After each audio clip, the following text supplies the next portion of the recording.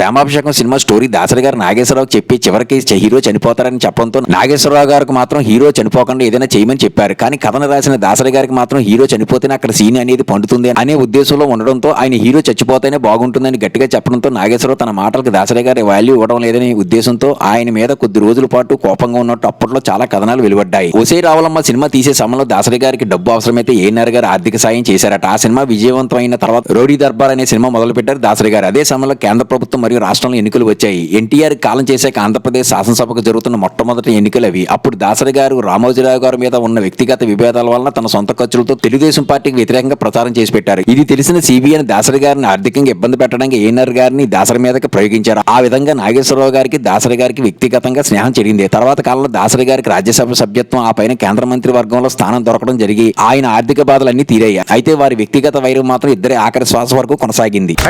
Like subscribe చేయండి.